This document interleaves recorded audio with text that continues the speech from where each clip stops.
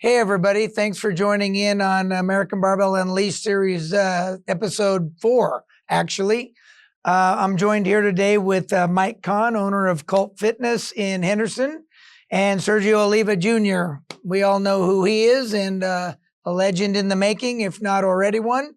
And we're here just to discuss how we met, things that Mike likes about American Barbell equipment, and we're going to take it from there. So, I was actually watching the last episode with you guys, episode 3. Yeah, and that was a great episode. That was a pretty good episode. Yeah, exactly. I'm gonna say it's probably the best episode so far. well, for So I'm anybody glad that I'm here knows to be part of me, this. yeah, anybody that knows me knows that I am not a person that's short on words. So more and more as I do these, I'll kind of fit in and get a little bit more comfortable with what we're talking about. But basically, I actually have met a lot of very cool people from Mike. I met Sergio from Mike. I met Jared Feather. I met Aaron Burke. A lot of great female athletes. And Mike and I have a lot of similar interests. We both love cars, watches, and cool things. So, Mike, tell me what you liked about American Barbell equipment. Well, let me go ahead and start off with how you two met, if you don't mind first. For me and Sergio? Yeah, exactly. Okay. Yeah, because I was Please kind of, do. the bridge between the between you catalyst. two. I know you guys briefly talked about it last episode, I think, but I got with you through a bad deal that somebody was putting together for equipment that I was not happy about, and then you called me directly at that time. You're like, "What the hell is going on over there at the gym?" And you personally came down to Cult Fitness, which was really awesome and big of you. And then I came over here and we just started talking, linking up. And from there, we built a close friendship and a close partnership. Mm-hmm. And then I suggested introducing you to Sergio and some of the athletes.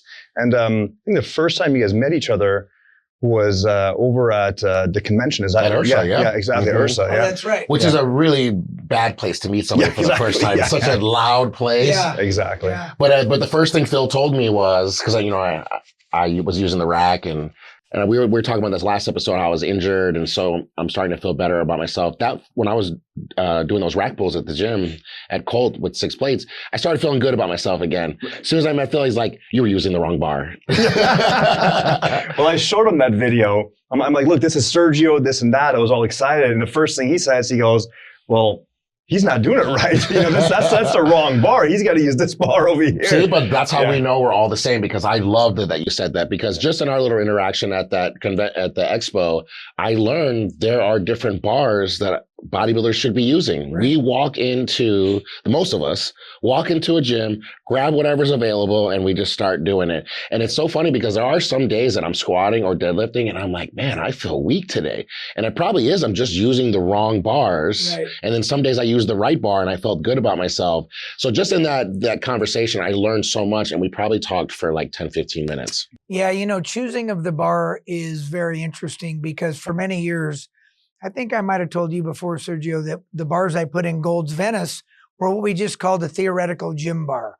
It was a 28.5 millimeter US steel that was just a gym bar. Didn't have the knurl that went all the way to the end. It was made for guys that could bench 500 pounds, squat 800 pounds. It was just a heavy duty bar. And then as I learned more about bars over the years, I learned about a 25 millimeter, which they call the ladies bar, the 28 millimeter, which is a dedicated weightlifting bar. A 29 millimeter is a power bar. 27 millimeter is a deadlift bar.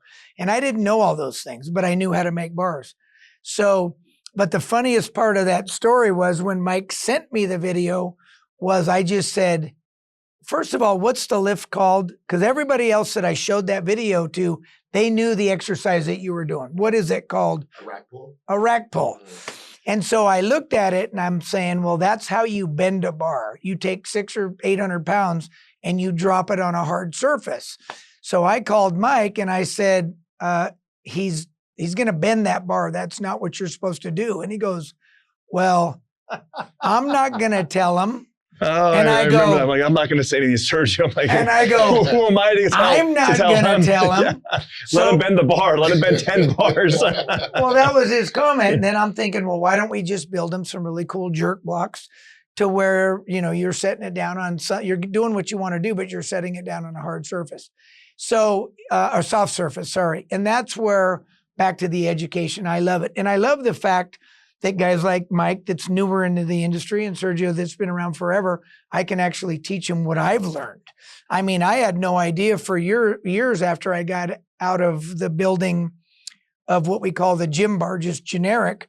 I jumped into IWF weightlifting, 28 millimeter, 25 for women.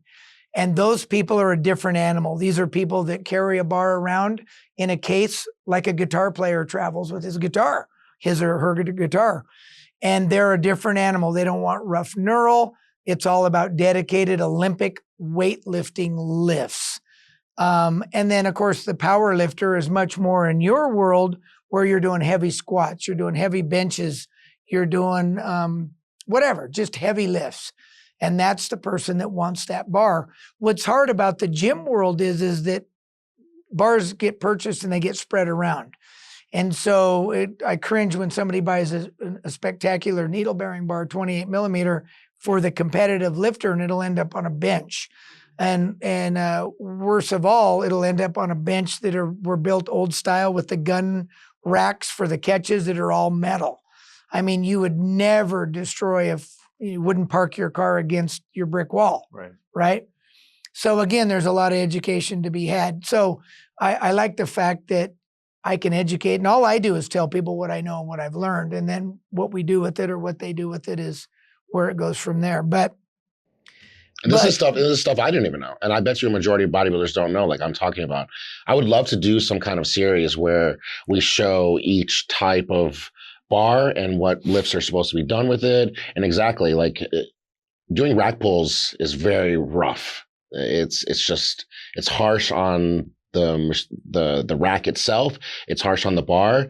And if there's a better way to even doing it, I know that you can use the straps. I don't know what the technical name is for the soft strap. Safety spotter straps. Yeah, doing that. Straps. But majority of gyms don't have that. Yeah. You know, and you're always going to now have, because now rack pulls are starting to become more popular because you can take out your legs out of it. And I actually feel like it actually distends my stomach a lot less. Deadlifts from the floor, I have to really distend my stomach. And sometimes it feels a little like almost herniated.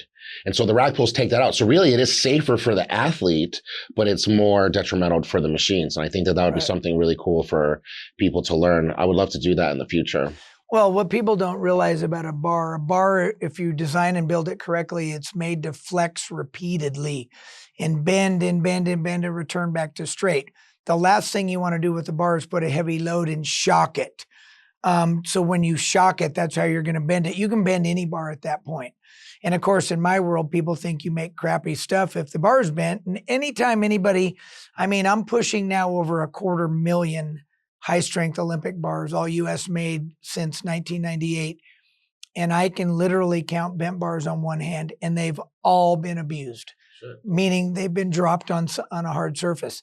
So that being said, it just motivates me to develop something that that's going to happen. And it was scary when I saw the photo. I saw the photo and I'm going, holy crap, that's 600 pounds. What are we going to do with that? At least I'm not dropping it. Some guys rack No, you were actually careful with it. I'm lowering it. It's now still another abrasive. foot higher, you'd bend that bar without a doubt, because it's the shock. But I think the next problem is, and this is the difference between Mike and other gym owners, is I don't know anything about the process of making the bars, but I can already tell you I know it's more expensive to put a good bar in the gym. And now you have a gym owner who's, are probably already struggling trying to make the gym as good as it is. It's very hard to open up a gym. You make no profit at all. Why is this gym owner now going to pay a little bit more for this bar? One, yes, that's longevity. It'll last longer. That makes more sense. But for the average person, they're not even going to notice it or even realize it. And I think that that's going to end up being the biggest problem. It's not the people using it, not the manufacturer. It's the gym owner wanting to spend a little bit more money to put that in, because Mike's very different because he did compete. He does have a knowledge about it.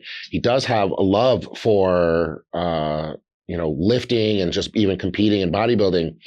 But then he's not going to be really a cheap ass. And I think that that's going to be the biggest part is how do you explain to a gym owner that you're going to spend a little bit more money on this now, but then you don't have to spend any more money ever again.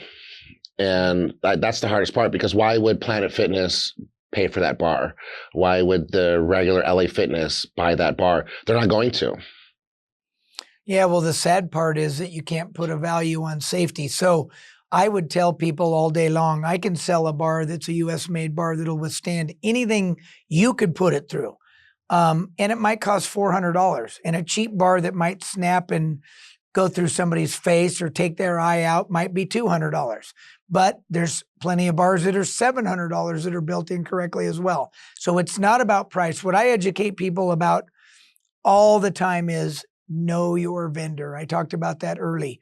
Ask a question. You're not going to choose your doctor on the internet and go with the cheapest guy, right? You're not going to choose an engineer that's going to build your house on a cliff hanging over the ocean in California where there's earthquakes too. You're not going to go with the engineering guy that just got out of school, probably. You're going to want to make sure you got a pro. And that's across the board. I think that, I keep saying the biggest opportunity is education. I was lucky enough at HFA, the new name for IRSA, to have several demos I did out on the floor here in our training center with people that it came up to me and said, wow, I had no idea. What a wealth of knowledge. You mentioned things about hydrogen embrittlement, which is a technical term for stress cracking when you make an Olympic bar and things like that. Well, obviously everybody knows that. Yeah, of course. Everybody knows hydrogen embrittlement, right? Well, if you ever wondered why your bolt heads snap off on your jet, it's because they were plated wrong. So I am lucky enough to have gone so far back that I learned all that stuff, and I've collaborated with some of the top level engineering and metal experts in the world to do what I do and to create what I do. So that for me is the opportunity going forward. And I really appreciate it when people want to learn. And as I told everybody in the beginning, once I get rolling, hang on, there's no shortage of words. But I wanted to back up for a minute and talk about how I really met Mike for the first time. And what it was he had a bad experience with actually one of our products that it was just a salesperson that offered him a dumbbell storage system that was not correct. It was completely off book. It wasn't correct. I would have never sold it. And all I heard was there's a guy local that wants to drop off what he bought into the parking lot. And he'd only had it a week, and I'm asking questions. What happened here?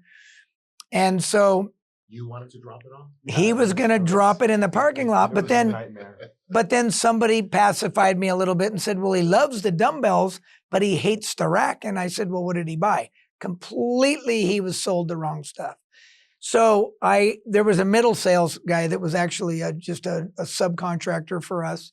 Nice guy, Garth, I think was his name. And I said, can you get Mike to call me, and can I arrange a meeting at our factory in North Vegas where we build dumbbells, bars, we build metal equipment. And I think Mike called me and I said, give me 30 minutes. Let me just see what you got. Let me get you a short-term solution. And he came over, and an hour and a half later, we talked watches, cars, and product. And next thing I knew, Mike was wanting to throw away all of his equipment in his gym and put all American Barbell in it. And that's really how it transpired. And, I live by the thought and the fact that quality people attract quality. I'm really not a good person that does well with fake people, and I never have. So again, we hit it off, and same thing with Sergio. I just knew you felt comfortable with me. And so that's kind of how this whole thing evolved. So I'm going to let Mike talk a little bit about what he sees in the future. And I've explained to him where I think all the opportunities are with education. I'll go back and tell you, I go back as far as in the early 80s when I would see people opening gym after gym after gym. And that's when women's only gyms were popular. And ironically, I knew two guys, they were both married, two guys that opened women's gyms, and they did really well because at that time, women did not want to work out with men, or at least there were many that did not. And they had their bunch of curve locations. Well, they had I forgot about curves. but these two guys had, excuse me, a little couple, 2 or 3 gyms in central coastal California, and they did really well. They made these gyms beautiful for these women, and the women loved it. The equipment was great. There was no intimidation, no weirdness. And I said, well, that's how you've got, to compete against every gym on every corner. if you're at least a woman's only, you've got to, your competition's reduced dramatically. So going forward today, in the short term I've known Mike, I've explained what I'm learning and what I see everybody touching in the industry is strength performance training, elite sports performance training. And what it really means is giving people an experience.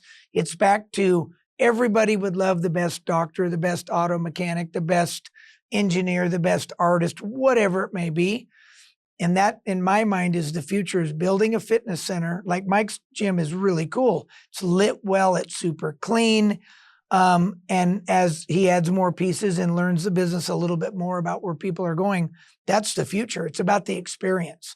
Well, everybody's talking about the experience, and very few are ever going to be able to implement that unless you're an entrepreneurial person and you have to be neurotically anal about what you do. You can make money, but it can't just be all about money. It's got to be about the experience. So tell us what you think and if I'm on the right track. No, I agree with you. I want to go back to the bars real quick, if you don't mind. Okay. Just because we were talking about the difference, right, as far as what people experience or why gyms would want to buy these more expensive bars, these high-end bars. From a perspective of members, because we had all these old bars in there and there were all kinds of different brands that were in there.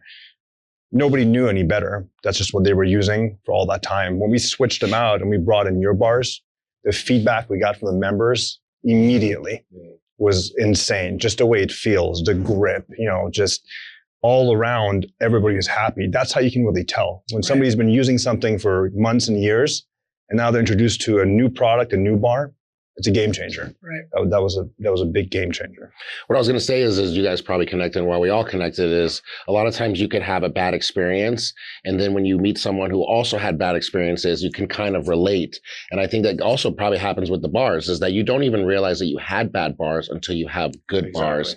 And I think that that's probably what the majority is, because there's a lot of people at Colt that I'm sure that you were talking about the bars. They're not like even athletes. Right. They're just regular mom and dads. Exactly. And yeah, if they can notice, that's not even their job, then that's how different they are. Exactly. Right. Yeah. Everybody across the board, from the mom and pops to the professional athletes. So that's one hell of a bar. Yeah. Well, again, it's the experience. So it's like one of my biggest pushes that I tell people, if I owned a gym, I would do what Mike does and I would keep it perfectly clean. I would make sure that the upholstery was always in great condition. And I've dealt with people over the years. Out of all the people I've known for years and years and years, one of my favorite memories was a guy named Jeff Ramona in San Jose. And he was partners with Ronnie Lott. Remember Ronnie Lott, the San Francisco 49er, right? And Jeff had his own upholstery guy on tap. And if there was something that was worn out, he would have it fixed in the night where the members didn't even know anything was gone. And one of the first experiences I had with him, I was actually selling him stair climbers. And he was asking me for all the spare parts. And I go, well, what's the big deal? I can get them for you.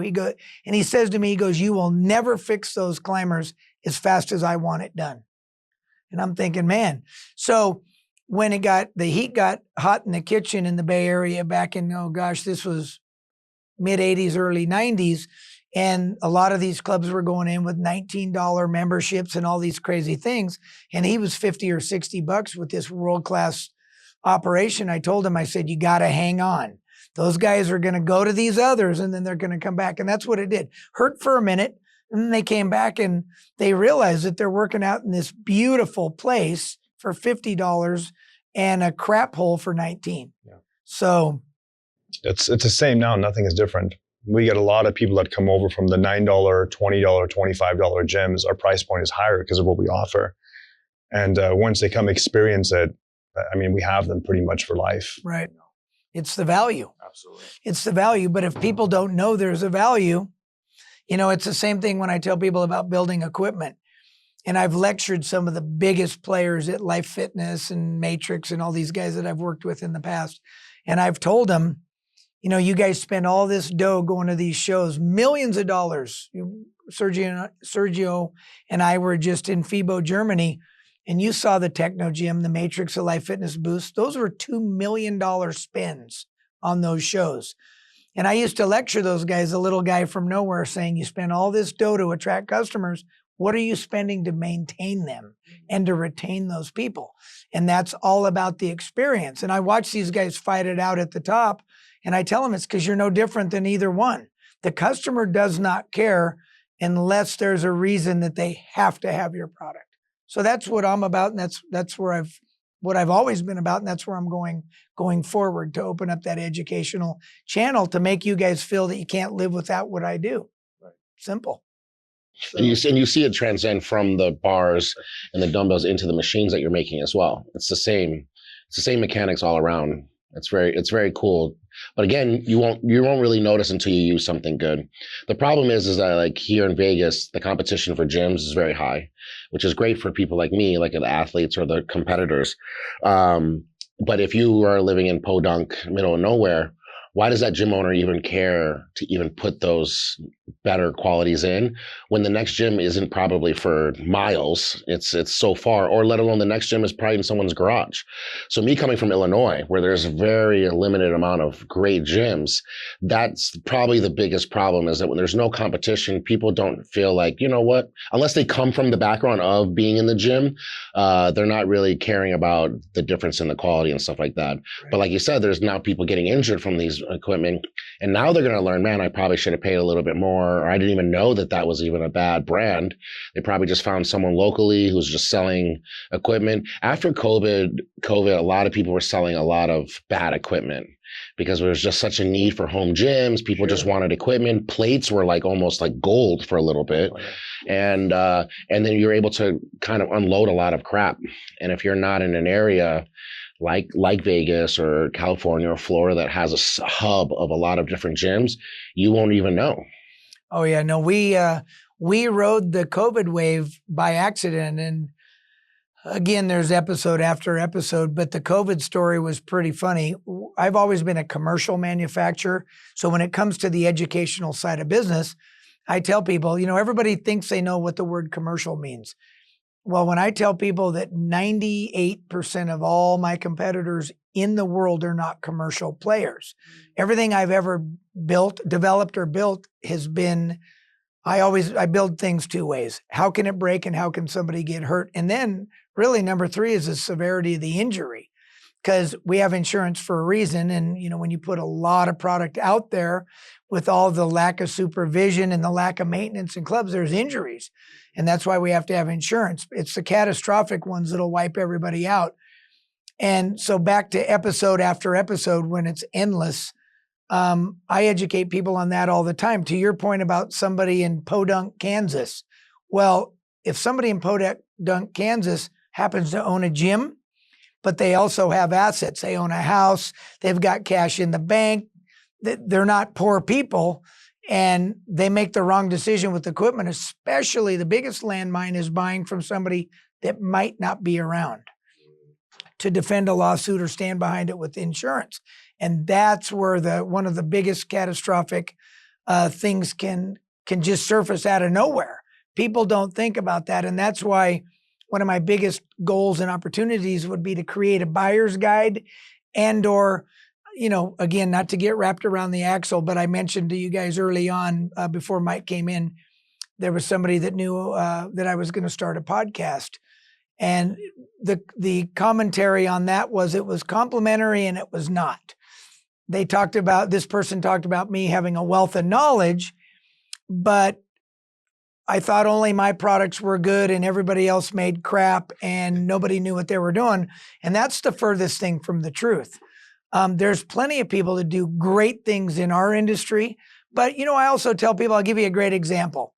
Life Fitness is a company that I've had collaboration with for over 30 years. I was lucky enough to sell them their very first strength line in the 90s. They've done more engineering and testing than almost everybody. 40 plus, 50 plus years of solid engineering testing, sales that have eclipsed $1 billion a year in sales. And then somebody will go and they'll go leave them for two guys that started a gym equipment company in their garage by looking in a book and calling a trading company in China. And it's like, how do you put those two in a comparative analysis? I don't get that. That's because they're not relating to the back end exposure of liability. Just like when I met Mike and I looked at some of the equipment that he was sold or ended up with, and I said, a lot of this is home stuff that will maybe work in somebody's home. Some of it's commercial, you'll have no issue. But again, he didn't know out of the gate. He didn't have that education. But of course, once I started putting it in his ear, it was like, how fast can you get it out of your gym? Yeah. Right. So What were you saying after the bars? We got sidetracked, Mike. It was experience. He was talking about the experience of the gym and how that's the future. And you wanted me to kind of shed on that. And I agree with him. I think as far as equipment goes, especially in a place like Vegas where it's highly competitive, you have the gyms stepping it up. So across the board, I would say most of the gyms here in Vegas, the private gyms, the boutique gyms, not the big box gyms, have pretty good equipment inside their gyms. So if you take the equipment out of the equation and you go back to the experience, that is really the selling point now. It's when you walk into the gym, customer service, how you're greeted, right? Right. The members that are inside the gym, how they interact with each other, the culture inside the gym, the vibe inside the gym. These are key factors now because equipment at a good gym all around is going to be good, so, and then it goes back again to customer service and training, right? Personal training, one-on-one training is really hot right now, right? So everybody wants to have a personal trainer because, they see it on social media. Influencers have personal trainers, celebrities have personal trainers, even athletes have trainers, like you and Andy, for example, right? So everybody wants a trainer. And I think the industry is shifting towards that direction, right? Where it's going to be one-on-one training and more of it. And there's a tremendous amount of opportunity there, financially speaking. It's ripe for change. Well, and again, back to, we've got luckily so many future episodes planned, but we'll go into that on a later opportunity, talking about where we think the ultimate model is. And that's what everybody thinks that they're going to test, including the big boxes, including an organization like Planet Fitness, where all of a sudden after 23 years, they're scrambling to test bars and platforms, something they never would have done before. The danger is, and I appreciate the fact that they came to me, being a partner of theirs for 23 years, Planet Fitness. They came to me for the expertise on how to guide through which bar do we choose. Oh, and look at Planet Fitness. Whoa. Oh, yeah. I mean, I gave them credit. It was also at the HFA time, and they came through the training center, which is where we are here down below. And I built it so I could actually not just tell you what I do, I can show you. And I can walk you through the differences. And when I showed them the dead drop platforms and the difference between, in a big box gym, you're going to put 10 platforms side by side. Well, what happens when they fly into each other and the bars are catapulting out into the aisleway, breaking people's legs and whatever? I mean, they were just so blown away by, wow, we never thought about that. So it's back to where the industry is going. And that's why I'm not going to compete against people that don't have any knowledge. I'm just going to do what I do. If you like what you hear, what I can offer, and you know that I've got all that experience, I tell people, if you buy equipment from me, you get to learn everything I know, and I've learned in 46 years for free. And I'll tell you. And basically now that after all this time, I started, just for people that don't know, I started in the weight stack, we call it selectorized machine bench world, seated rows and preacher curl benches and, Olympic bench presses. That's where I started. What year was that? That was in 1978. I started building gym equipment. And I like to go back even further to tell people I started welding when I was 12, building gym equipment when I was 19, and was fortunate enough to attract Life Fitness, the biggest player in the world, in 1995. That was a cardio player. They were a cardio giant. All the cardio guys were separate, Precor and Star Trek and Life Fitness and some others. And the strength guys were separate. There was Cybex, there was Nautilus, who was fizzling out. There was Flex, there was Body Masters, Icarian, a host of, you, Sergio, are familiar with most of those guys. What happened to Nautilus, though? Cybex took him out. Cybex entered a show one day in 1978, and some guy hit the scene with a machine that was about a third the size.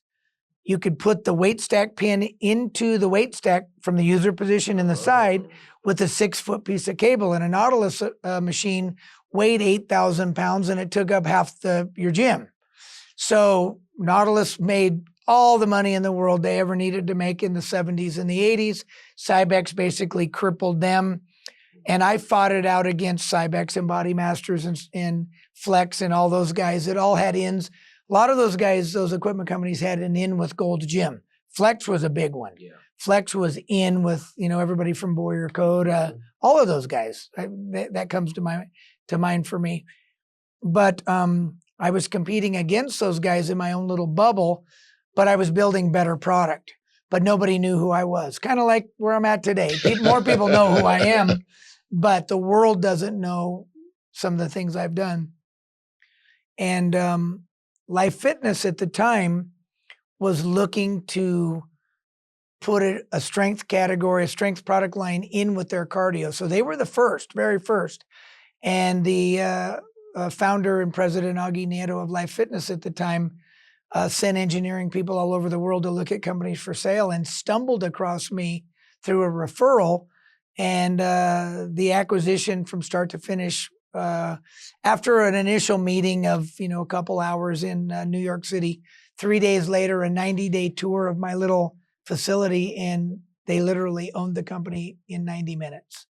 It usually wouldn't happen like that today, but that was my stepping stone. And I kind of went on from there. So the only reason why I brought some of that up is because now when I sold that product line and I jumped into this category of accessories, weights, bars, and dumbbells, I told myself I would never, ever go back into that dog-eat-dog business, because all the players, then you had Matrix come behind, you had them all merge, and then they just started fighting it out with who could make the best deal. There was no value there.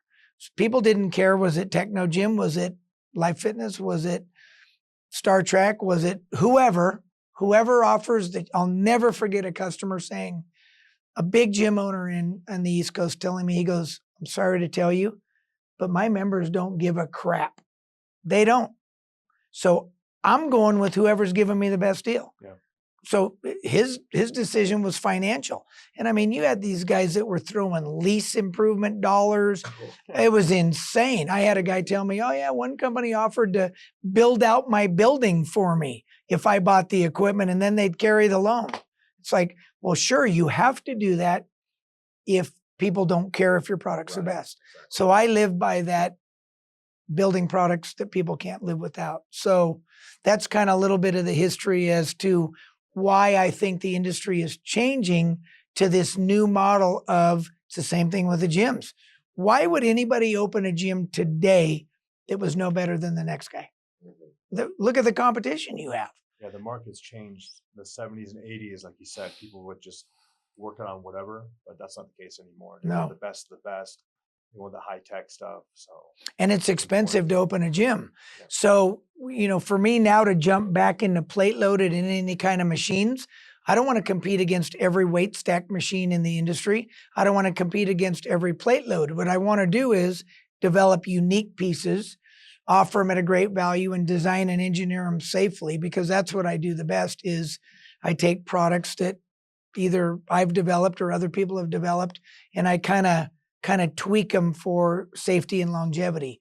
And so for me, that's the future. And I love the fact that plate loaded equipment is so popular right now, because it's a much better value than buying these machines with a weight stack and self-serving. I make plates. Yeah. So it's a triple win for me. Both the markets, that's right. So yeah, it's interesting. And now we're on to, before Mike came in, I mentioned to Sergio earlier that I love that, meeting Jared Feather and talking about designing machines going forward, and all the different strength curves that have been designed wrong, the machines that have been designed wrong for years, pivot points. If anybody understands biomechanics, we've all seen the person struggling on a tricep machine with a pad and their elbows are this far away from the pivot, and they're fighting that and they can't figure out what it's all about.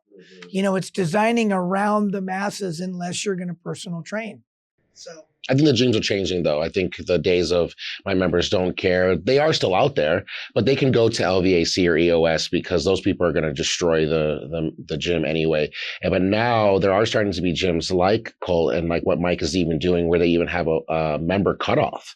And that's definitely something to show really the quality of a gym, because if you're going to put a cap on members, that means that you're not really money hungry and you're just worried about trying to make a dollar. You are trying to make a facility that is just so different and special. And I'm sure when places like, what's like a healthy chain, like a Protein House, I'm sure when they were making it, they were like, people want to eat cheeseburgers. They want to go to McDonald's. How are we going to be able? But there is a clientele for certain things. And if you make something for those people, I think you make plenty of money. And then that's the difference. Is if you're trying to make something for everybody, it's not going to work. I think you need to find your customer and then make something really special for them. Word of mouth is going to spread, and then it's going to, I mean, look at like the Protein House is a perfect example. That started off as just one place. Now there's a chain. I had one in Dubai. And whoever was the first person to say, let's make a faster kind of food, but healthy, must have sounded crazy back then. And so now, the days of hammer strength, of just filling it up with just kind of junk, because the maintenance is cheap and you can get it fixed really quick, I think those days are starting to end, really.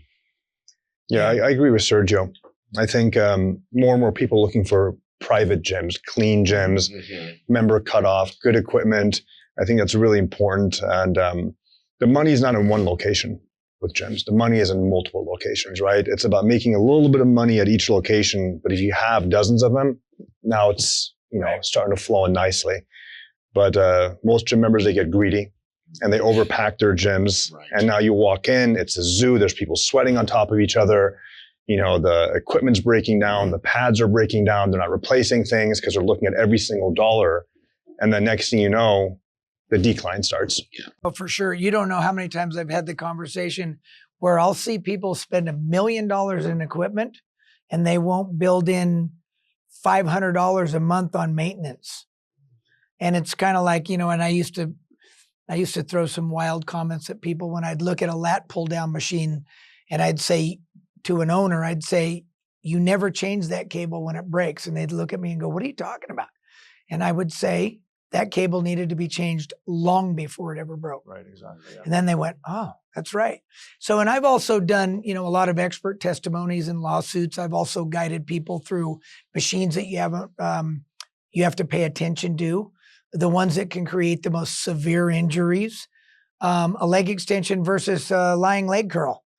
If a leg extension, a cable breaks feather light or a mechanism comes loose, you'll blow your kneecaps out of your socket. And if a lying leg curl breaks feather loose, you'll kick yourself in the ass and it'll feel weird, but your knees are still intact, right? So those are all the kind of things where you think about, you're telling people things, and that's why I could just go so deep. I go deep on everything in safety and everything else. And what I want to do is take everything I've learned and transition and align with people like Mike, like yourself, Sergio, as well, and just anybody that wants to learn everything I know about. One thing I know is how to build product and how to make sure somebody doesn't get hurt to the best of my ability. And at least that's a head start, right? Everything happens in any category. People get hurt in cars, bicycles, pick a thing. The sad news is that our industry, especially in the US, is so lawsuit happy, and the lawsuits are catastrophically expensive. So anything you can do to mitigate that is it's just a big plus. Right. So I think it's just all of a pattern going forward of where the industry is going, and it's changing. Yeah, absolutely. I agree. And insurance is very expensive. And that. When I opened the gym and I saw the quote for insurance, I'm like, you gotta be kidding me. I'm like, okay, all right, well, this is a high risk business. These are all things that from my end, we don't know. Yeah. We don't know. And the majority of the members don't even care about that, really. It's just not even important to them to not really know what you're going through. And the other thing too, I was going to add on with the other gyms is there's no dickheads. I think it's very hard to have. Is there a sign on the wall that says no dickheads allowed? No, he just gets rid of them. Yeah, we canceled somebody's membership actually today. Really? Yeah, a gentleman that, I give people a couple of chances, right? He was a little bit rude to a couple of our team members. So I talked to him, younger kid. And it's important to give people an opportunity, right? Depending on what level of what they're doing. Exactly. Because, the gym was always a place when we were younger too that we go into, not just to build your body, but to build your character, right? I was a troublemaker. Right. You know what I mean? So the gym kind of set me straight. And there was guys that, were older than me that came in, mentored me, and they set me in the right track. So when I see somebody like that that's coming in and they're cocky, arrogant, aggressive, rude, I'm like, all right, I kind of see myself back in the day. Talk to them, try to straighten them out. But last night he did it again. He was rude to one of the members. So this morning I called him and I said, hey man, I like you. You're a good kid, but I can't have the BS here in the gym. I'm going to cancel your membership. So it's important to stay on top of that stuff. No to doubt. Keep the culture clean and make sure all the members are happy and, united. It's a family in there essentially. Selling the experience. Yeah, exactly. Yeah. That's exactly what it is across the board. There's, and I tell people too, talk about, something that in my world is very similar to that is, and I've used the line 500 times, it's really expensive to be reputable. So to build product and stand behind it, that's not cheap. And this is why, not only is there liability tied to what I do, but to build things at the ultimate level. And it's really funny, the gym world, and then now I've got the consumer world. And the consumer world is comical. You guys would enjoy this. I could sell a Gold's Gym 24 Olympic bars. They'll show up, they'll spread them across the floor. You'll never hear anything. I can sell a single bar to a guy on the internet, and we've got a pretty good following for our bars because we build some pretty amazing pieces of jewelry in a couple categories. And I'll get guys that'll send me a video where they looked at the knurl under 30 power microscope and tell me the tips look slightly different on the left side than the right. You know what's hilarious about that? When we changed out all the bars, all the plates, everything inside the gym to American Barbell, and we made the transition, and this stuff is not cheap either. It's pricey stuff. We brought it all in, and there was one member, and he's finicky guy. He grabbed your plates and he walked them over to the scale right in front. I kid you not. He did that with the previous plates. And I don't want to say what manufacturer it was. And he goes, Mike, come over here. I want to show you this. Look, man, it says 45 pounds on the plate, but they're 44 pounds. It's off by a pound. I'm like, no crap, really? Wow, okay. So I said, well, don't worry. We got, the best coming, this and that. And then when your plates came in, he runs over, he's all excited because he's like, I'm gonna get Mike. You know what I mean? First off, he drops on there, but he's balancing it. He's looking. I'm like, if you're moving it, it's gonna fluctuate. You know what I mean? Set it down. Yeah, I'm like, not to mention, if the floor is not perfectly even, it's gonna be off by a little bit. But Dylan was standing there too, by the way. I'm like, put it down flat, distribute the weight evenly. And it came out, it was a digital scale, by the way, exactly 45, not 45.01, not 49 point, nothing, just 45. So he kind of looked at me, he was embarrassed because he was waiting to, be like, yeah, exactly. Yeah, he was trying to be like, you spent all this money and look, nothing changed. But yeah, that was a good moment. Well, industry standards, it's interesting that you brought that up because back to the educational hole I love to go down I gauge people when I'm talking to them. If they're engaged and they want to listen, then I just keep going deep. And so an industry standard on plate product is about plus or minus 3%. Well, the problem with that is, and I tell people, if it's a 10-pound dumbbell and it's 3% off, it's ounces. Who cares? Nobody cares. If it's a 100-pound dumbbell, it could weigh 103 or 97. Now you're going to feel that. Yeah. So everything that I've ever done, because we produce our own products, we weigh our components and we take the time to machine the heads. We pair them up. We do whatever before we weld them, our bolt-on version. When people come in and they watch that we weigh the pieces, nobody can believe it. Well, again, that's the difference between somebody that actually produces the product, has the knowledge, and is pursuing perfection. How would anybody control that if you were just buying it overseas through a trading company like all these other guys? And what's shocking about my industry, when I tell people, all the people that sell products that compete against me, nobody makes anything. The only company I know that makes anything is Iron Grip. And without going down that hole, I helped develop most of their product line early on in the late 90s through the mid 2000s. And I went through making dumbbells and I developed their first Olympic bar and all those other things. There's a few that make a couple things, but we are the only manufacturer that makes our plates, our bars. We pour our own urethane. We do everything. So we can control all that. But there's so much to it. I always wondered, I always wanted to ask, because like if you have a dumbbell and then you add all the fixtures, the logo, that has to weigh something over a certain amount of time. So you pre-weigh that, knowing that once you put that on, it is going to equal a certain amount. So that's all figured in when you're making it from scratch. Well, I'll give you a good example. So I've done this is a good one for you to wake up people in general about how this works. So Life Fitness, back to where they are today. When I sold to them in 95, they were 200 million. Today they're 900 to $1 billion, whatever they are. And I developed a full product line for them. Now it's been 9 years ago. And they would like to use my proverbial pick the fly shit out of the pepper, right? They've got an engineering team that won't do anything without pre-calculating everything. And I go, we don't do that. And they go, well, what do you mean? And I go, you don't know the density. I have to let my engineering team calculate the density of all the different materials. So you can't tell me how thick that's going to be or whatever, but I can tell you what it's going to be. And then you can go ahead and do your drawings after that. It goes all the way back to the 90s when I sold them the first Selector Strength line. And the first thing they did was they took my little poor company and assigned a team of engineers to me. And they said, well, we need to draw everything for anything new that we're going to make. And I go, I don't do it like that. And they go, you have to do it like that. And I go, I don't do it like that. I go, you have to make it on a welding table. You cut pieces up. You test the 5-foot person. You test the 6'4" person on it. You test everything. You play with it over and over and over again, tear it apart, re-put it back together, weld it out, and now you can draw it. To this day, that's how they build product in a job shop. So that's the difference when I tell people, when people go, well, so-and-so's cheaper than you. Well, I can guarantee you they don't do what we do. So that's where it's, I like it when people are interested in, wow, how does that all go together?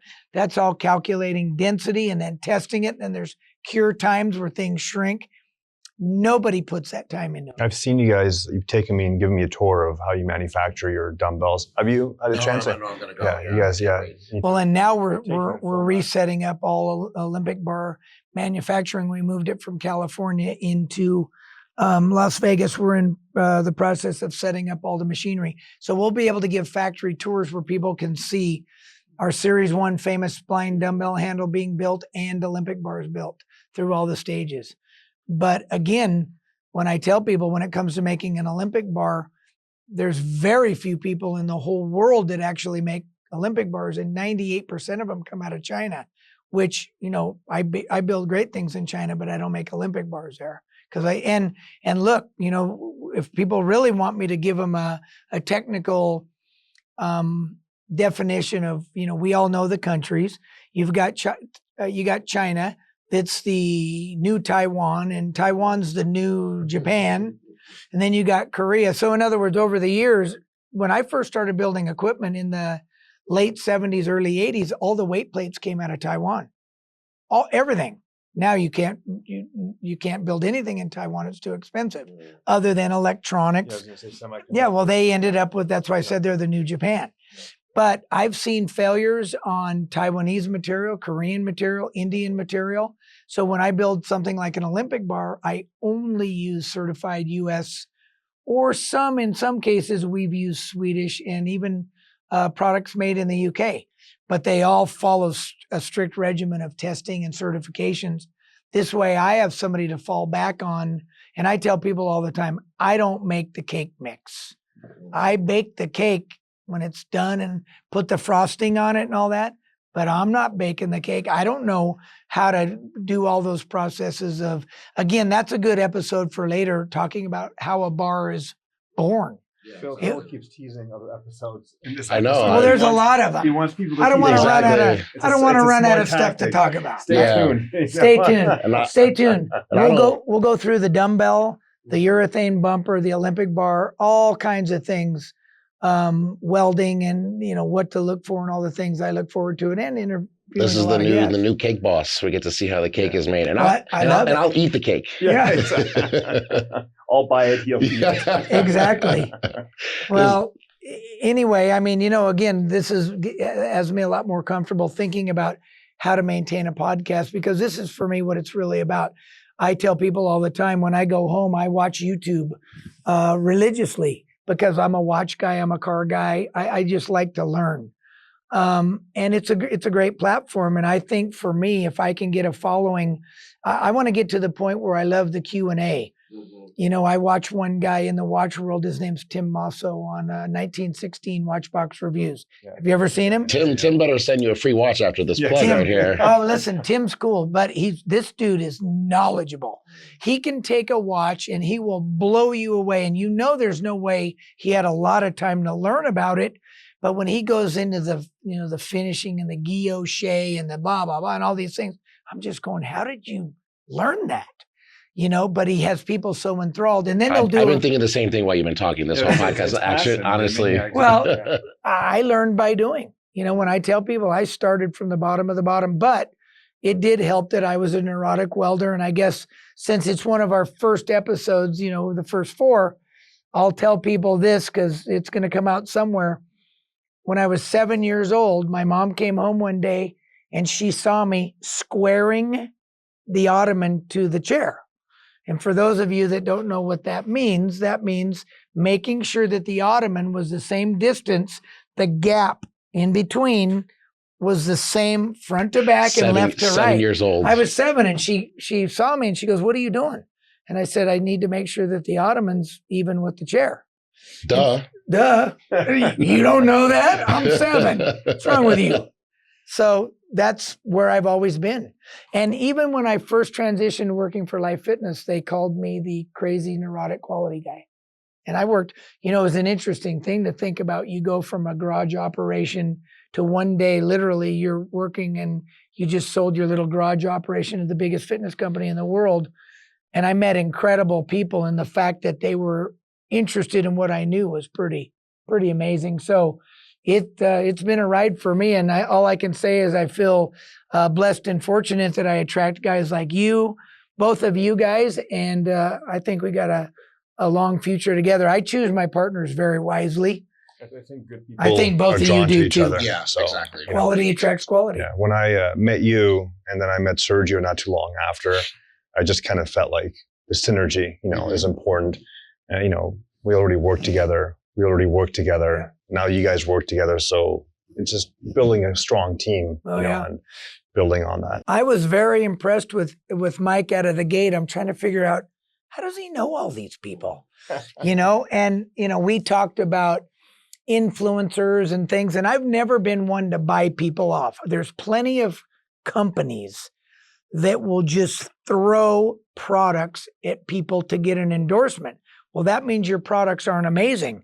And ultimately advertising, we pay people or whatever. But I'm a share the wealth kind of guy. And I'm so excited about spreading the word through the right channels without having anybody think that I bought them off, because I didn't. Yeah.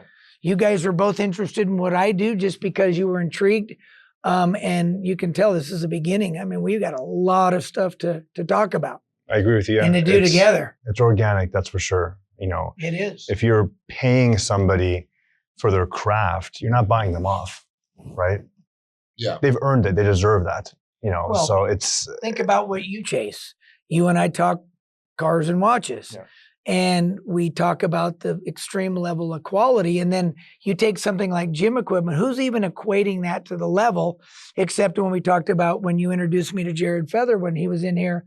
And then I point out the welds to people and I start talking about hydrogen embrittlement and all these things. And he leaves here going, wow. He goes, I stuck in my head what goes into a bar. Yeah, if you make Jared wow, that's a pretty... He was impressed. Mm-hmm. He was very, very impressed. And him and I gravitated to each other because I loved it. He was knowledgeable. And what I took away from my first meeting with him is I could learn a lot from him. Yeah, absolutely. And he was impressed with what he knew he could learn from me, because his comment was that him and his partner, Mike, were trying to figure out how they could eventually develop a line of equipment. And his comment was, now we found you. Right. So we'll see where that goes. It works organically. Right? I was actually talking to him about that today. Yeah. All the best relationships are having both people saying the same thing. I have the better end of this deal. Yeah. And that's how you know you have a really good relationship, friendship, business relationship. Because I can say the same thing, like, man, I have the better end of the deal. Well, I'm an asset to you guys. So that's really great. Everyone's winning. For sure. And back to the dickhead comment, man, let me tell you, I run into them all the time. In my industry, especially with a lot of the big players, they just look at what I do and act like, 9 companies are way cheaper. Well, yeah, I mean, it's the bottom of the barrel stuff. And, I try to come up with parallels, and it's hard because I use cars as an example, but that's a terrible example because a Ferrari is a Ferrari, a Lamborghini is a Lamborghini, and a Toyota might be a lot cheaper, but a Toyota is still safe, right? You're not going to have the brakes, the calipers fall off and the lug nuts fall off and whatever. So that's a bad analogy. When I tell people that my world is exactly 1,000% different than that, the wheels are coming off of the novice. You are going to get hurt off the company that doesn't know about heat treating and hydrogen embrittlement and welding and cold lapped and undercutting and bad welding and all these things. So that's where I've got so much to share. So I guess at this point, we can wrap it up. I want to thank both of you guys for being here, and thanks to the viewers for tuning in to episode 4. Don't forget to like and subscribe and help us get this channel moving. Look forward to seeing you guys soon. And thanks again, you guys. I really appreciate it. Thank you so much. Thank you. Really, really appreciate it. Thank you, Sergio.